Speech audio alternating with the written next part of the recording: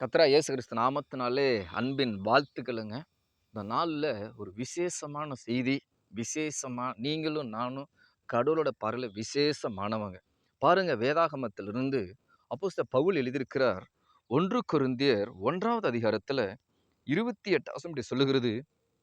அற்பமா எண்ணப்பட்டவைகளையும் இல்லாதவைகளையும் தேவன் தெரிந்து கொண்டார். உங்க தனிப்பட்ட விதத்துல, உங்க குடும்பத்துல, உலகத்துல அற்பமா நினைக்கலாம். மனுஷனோட பார்வையில அற்பமா நீங்க இருக்கலாம். ஆனா நீங்க தாங்க அதிசயமான பிள்ளைகள். மீகா 7:15 சொன்னது போல, உன் அதிசயங்களை காண பண்ணுவேன் என்று வார்த்தையின்படி நீங்க தாங்க அதிசயங்களை கர்த்தர் உங்களை கொண்டு தான் செய்ய போறார். பாருங்க வேதாகமத்திலிருந்து பார்க்க போறோம். அதாவது ஆதியாகமம் 29வது அதிகாரம். ஆதியாகமம் 29வது அதிகாரத்துல 31வது வசனத்தையும் 33வது வசனத்தையும் பார்க்க போறோம். அதுல லேயான்னு ஒரு பெண்மணி அம்மா இருந்தாங்க.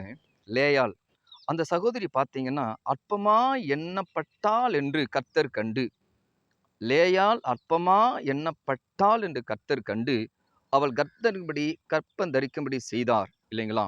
அடுத்தது 33 வசனம் பாருங்க. அந்த லேயாள் அம்மா சொல்றாங்க, நான் அற்பமா எண்ணப்பட்டதை கர்த்தர் கேட்டருளி. இந்த நாட்களில் நீங்க அற்பமா நினைக்கிறீங்களா? கவலைப்படாதீங்க. தேவன் உங்களை தான் கொண்டு நீங்க தான் அநேக ஆயிரங்களுக்கு நீங்க ஆசீர்வாதமான ஒரு பாத்திரமா இருக்க போறீங்க. கவலைப்படாதீங்க. கர்த்தராகிய இயேசு கிறிஸ்து நாமத்தை என்ன பண்ணுமா? நம்ம முக்கியப்படுத்த போறோம். நம்ம ஜெபிக்கலாங்கலாம். கர்த்தாவே இதை பார்க்குற, கேட்குற ஒவ்வொருவருக்கும் ஆண்டவரே, அப்பா ரோட்டோரத்துல பைத்தியம் அலைந்து கொண்டிருக்கிற பிள்ளைகள், அற்பமானப்பட்ட பிள்ளைகள், உங்களுடைய தேவைகளை சந்திப்பீராக. நீங்க மகிமைப்படுங்கப்பா. ஆண்டவரே அற்பமானப்பட்ட பிள்ளைகளின் தேவன் ஞானமும் கொடுத்து நீதிமொழிகள் 2:6-7 சொன்னது போல கர்த்தர் ஞானத்தை தருகிறார். அவர் வாய்ந்த அறிவும் புத்தியும் வரும். அவர் நீதிமான்களுக்கென்று மெய்ஞானத்தை வைத்திருக்கிறார். உத்தமமான நடுவுல கேடகமா இருக்கிறான்னு வார்த்தைபடி யார் இந்த தமிழ்நாடு இந்திய உலகத்துல அற்பமா நினைக்கப்பட்டு அழுது கொண்டு இருக்கிறாங்களோ, கர்த்தாவே எங்கள் ஆச்சரியமான காரியங்கள், அசாதாரணமான காரியங்கள் இந்த பிள்ளைகளை கொண்டு அபிஷேகத்தை கொடுத்து நீ நடத்த போற கிருபைக்காக ஸ்தோத்திரம். அவங்கள தேவைகளை சந்திப்பிறாக.